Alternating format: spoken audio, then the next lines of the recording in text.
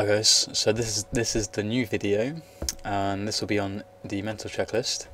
And basically the mental checklist is going to be a concept to help us eliminate indecisiveness from our play. Now, indecisiveness can often be something fatal. It can be a fatal mistake to be indecisive. And the mental checklist, what it really is it's kind of an understanding thing. Like, you have to understand obviously how to construct the checklist. Like, what do you put on the checklist? So what is the checklist? It's the checklist is a list of priorities.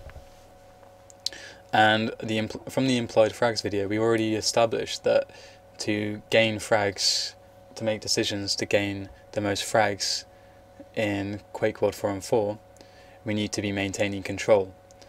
And to maintain control, we need to fill out certain criteria, and that's then your criteria for the list that you'll make in your head.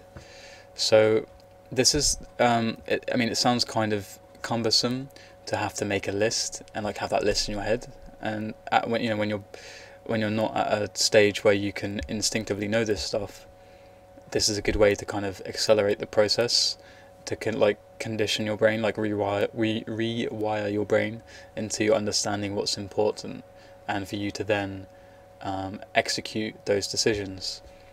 So an example of the checklist, because it's really simple, it can be really simple, is red safe. Because when you're maintaining control, red is the most important thing to think about, and red is really easily held by one person who has a rocket launcher.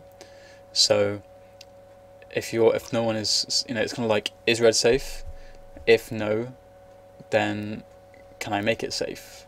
Based on the information you have, because you don't want to die. You don't want to lose your weapon or drop your weapon or just die in general with a weapon. That's not what you want to do. But what you want to do is make sure that is red safe, and attach the criteria to that.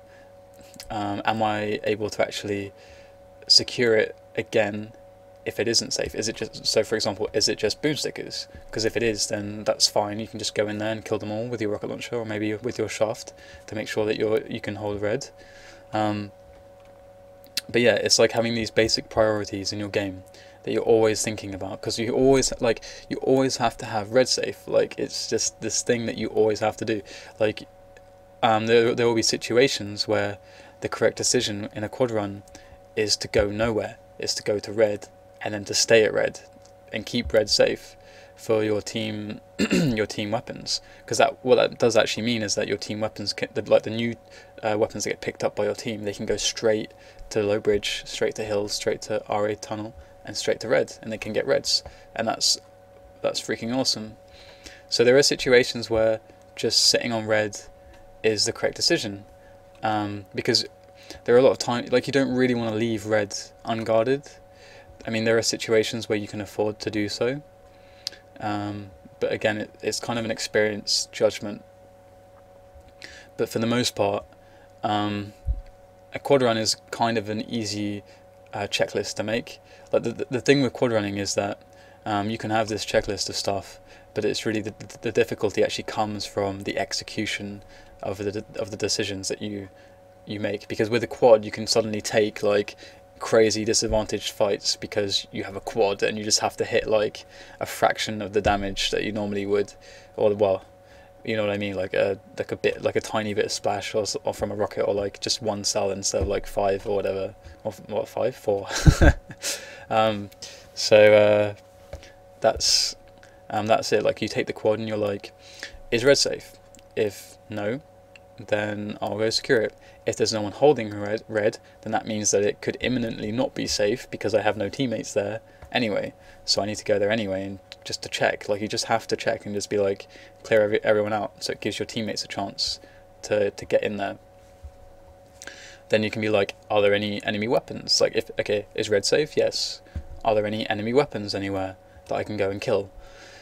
And then your decision is then to go kill those people if if you know that there are enemy weapons around. If you've seen the death messages on the screen, and people been hopefully mashing the lost message, and you know where the enemy weapon is, you can go try and kill that enemy weapon. But again, like, you need to have these criteria. Like, it can often be hard to judge with quad, but again, like, dying is never something you really want to do with a weapon. You always want to make sure that you maintain control and position over dying and taking out another weapon, because then you'll always have the armor advantage and positional advantage come the quads, which I guess statistically would give you a higher likelihood of getting the quads, so which then gives you a much higher likelihood of maintaining control or killing the weapons.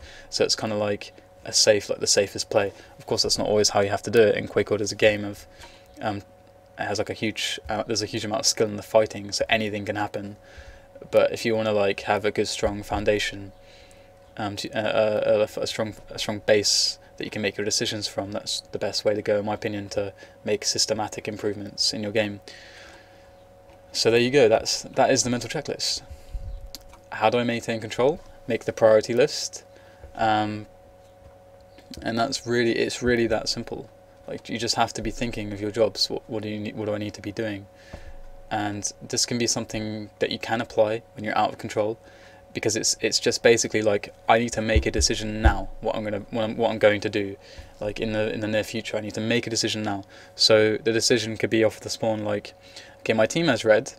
My team, I spawned in a place where it's not easy to get red. Let's say I spawned at yellow or something like that, and we only have one weapon, and he's standing at red as he should be. Well, standing at ring, holding red as he should be.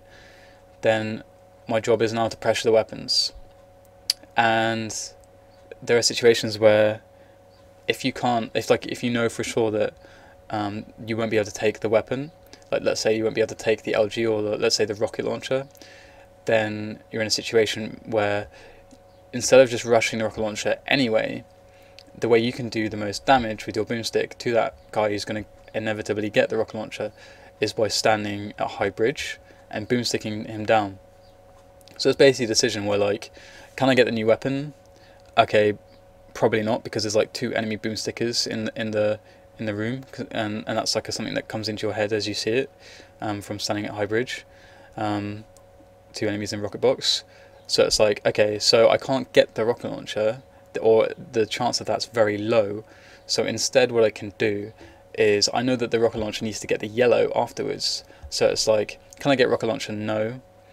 Can I damage him and or get yellow?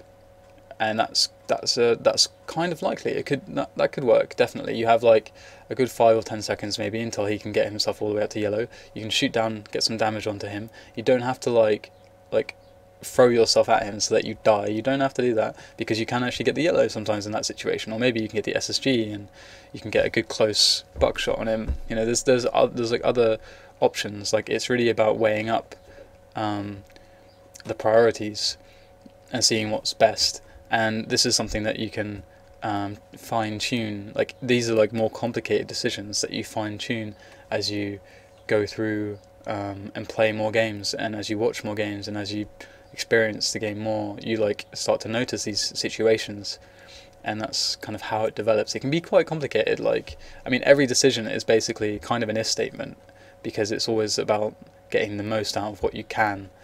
So there you go. That's the mental checklist, and I hope you can use this to improve your game and to hopefully eliminate some of the indecisiveness. To just to point out the biggest mistake I see with indecisiveness, it's usually when people are in control or have a weapon and they don't realize that, like, let's say there's like 2 weapons or maybe even 1 weapon, they don't realize sometimes that all you have to do is just stand at ring. Like, if there's no teammate to replace you at ring, you should just be standing there pretty much most of the time. Like, you should just be standing there. And by like not standing there, by like jumping to quad or into like peeking to yellow or something, you're risking taking a lot of damage, and that kind of hurts the entire point of holding ring. The point of holding ring is so that enemy weapons can't easily get to red, and it's so that you can get spawn frags without taking damage, and then that has a knock-on effect. It's like, if you're not taking damage and you're getting frags, that's great. It means that your teammate can then take the reds because you don't need to, and then that's amazing. That's really good.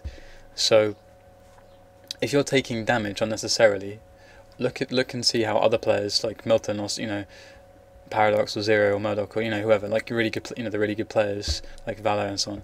Like, just look at how they play and see how much damage they take in similar situations, and be like, why do they take less damage, or blah blah blah. Start to evaluate stuff and figure out like how they make their decisions, and then build that into your like little checklists, and it'll get really complicated in your head, and hopefully you build it into something that becomes instinctive, and it just makes sense.